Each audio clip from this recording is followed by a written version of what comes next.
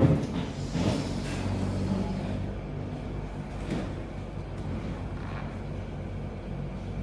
pagi, Pak.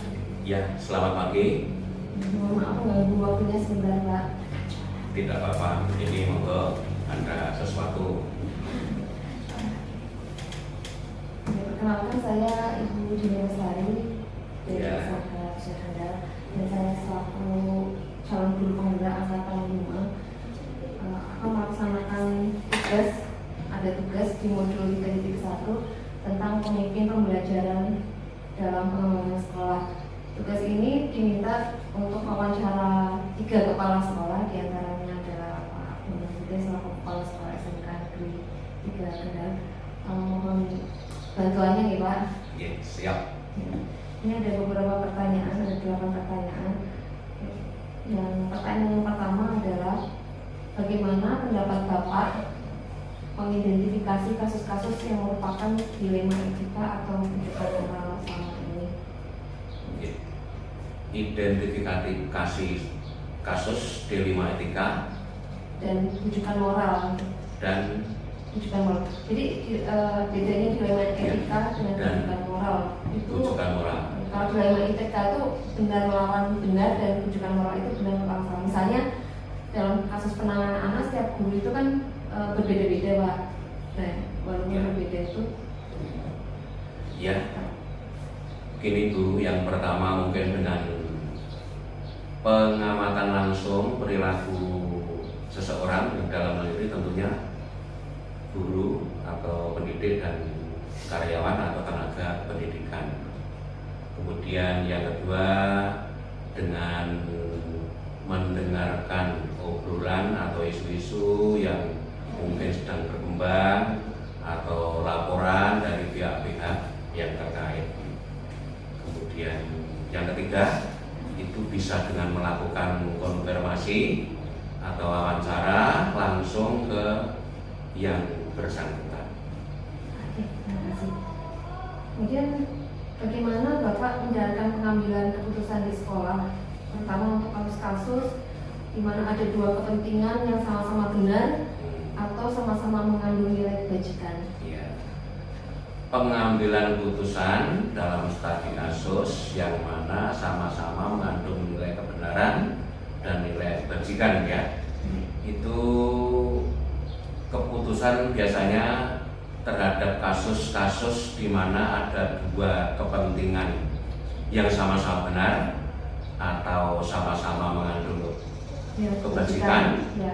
dilaksanakan dengan bijak, artinya dengan mempertimbangkan manfaat terhadap kemajuan sekolah, kemudian juga regulasi yang ada dan dampak yang ditimbulkan.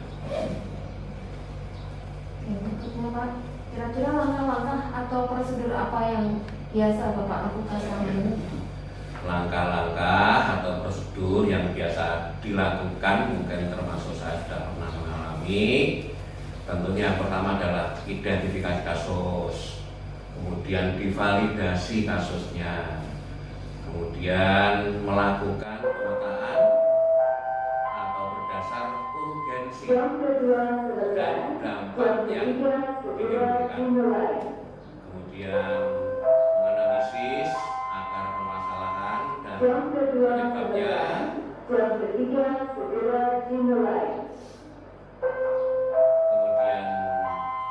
mengatasi permasalahan atau pengambilan tindakan yang tepat melalui pendekatan personal maupun pendekatan kedinasan.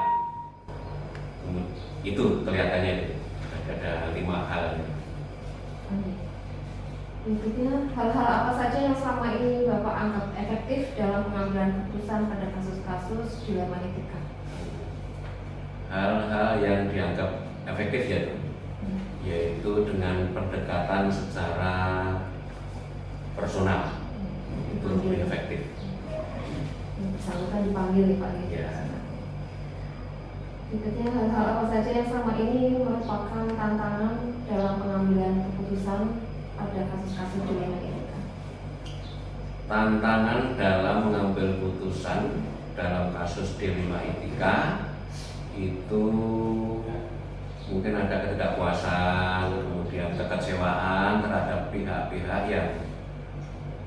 merasa dirugikan dengan putusan tersebut.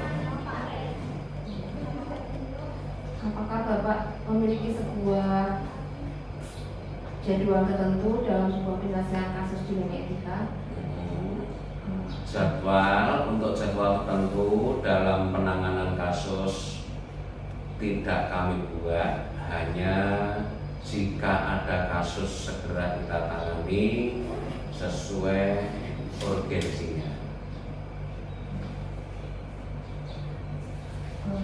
Berikutnya Pak, apakah seseorang atau faktor apa yang selama ini mempermudah atau membantu Bapak dalam pengambilan keputusan pada kasus-kasus di dunia etika? Ya, hal-hal yang mempermudah, misalnya komitmen warga sekolah untuk memberikan yang terbaik demi kemajuan sekolah, itu mempermudah. Kemudian ada lagi komunikasi dan kebersamaan yang telah terbangun selama ini. Kemudian adanya regulasi atau kebijakan sekolah dan atau atasan yang mendukung penyelesaian kasus. Itu. Pertanyaan terakhir Pak. Ke Dari semua hal yang telah disampaikan, pelajaran apa yang dapat Bapak petik dari pengalaman Bapak dalam mengambil keputusan dalam etika? pengalaman yang dapat dipetik dalam pengambilan keputusan, khususnya dalam hal dilema etika, yaitu kita harus bisa mengenal, memahami, kemudian menyelami kondisi fisik maupun emosional, latar belakang, kemudian juga karakteristik masing-masing individu yang beragam, dan tentunya juga regulasi terkait untuk dapat mengambil keputusan yang tepat atau terbaik. Ya, cukup Bapak. Terima kasih atas waktunya. Ini Bapak sudah menjawab semua pertanyaan dari 8 pertanyaan yang harus dijawab di dalam tugas kami. Terima kasih. Semoga bisa menjadikan pembelajaran buat saya pada khususnya dan secara umum mungkin bisa disampaikan ke dalam penugasan. Ya, sama-sama Bu Dini, semoga bermanfaat apa yang saya sampaikan. Terima kasih. Assalamualaikum warahmatullahi wabarakatuh. Waalaikumsalam warahmatullahi wabarakatuh.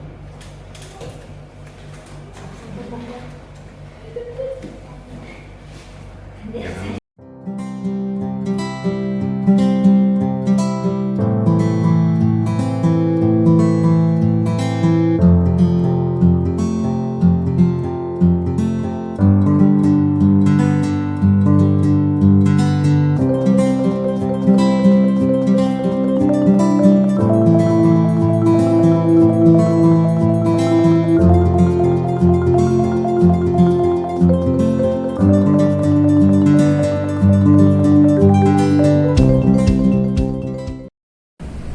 Bagaimana Ibu menjalankan pengambilan keputusan di sekolah Ibu, terutama untuk kasus-kasus di mana ada dua kepentingan yang sama-sama benar atau sama-sama mengambil nilai kebajikan? Kami sebagai pemimpin yang dituakan di SD ini memang dalam mengambil keputusan itu tidak serta-merta apa itu pakai otoriter atau pakai pemikiran sendiri, tetapi pengambilan keputusan terhadap kasus-kasus yang ada di mana ada dua kepentingan yang sama-sama benar atau sama-sama mengambil kebijakan dilaksanakan dengan cara yang bijak dengan mempertimbangkan manfaat terhadap kemajuan sekolah, kemudian juga termasuk pada dengan adanya regulasi-regulasi yang ada dan dampak-dampak yang ditimbulkan dari keputusan kami nanti itu dampaknya ke arah yang lebih baik atau malah lebih buruk seperti itu. Hal-hal apa saja yang selama ini Ibu anggap paling efektif dalam pengambilan keputusan pada kasus-kasus di dalam etika? Untuk pengambilan keputusan pada kasus-kasus di dalam etika itu saya pribadi itu menggunakan pendekatan personal dan menggunakan tauladan dari seorang pemimpin. Jadi kalau dari seorang pemimpin itu sangat dibutuhkan sekali, sehingga begitu ada masalah yang seperti sangat urgensi, kita pendekatan personal itu sangat orang tersebut respect terhadap kita. Dengan kita memberikan contoh teladan itu kita mendekati itu kan respect ya. Orang yang kita dekat itu respect. Tetapi kalau kita tidak mempunyai contoh sedikit pun, kita mendekati dari mana, kita memberikan nasihat dari mana, kita saja tidak bisa ditiru sama sekali dari poin apapun itu. Jadi intinya seperti apa? Pendekatan personal juga personalnya sendiri seperti apa. Oke.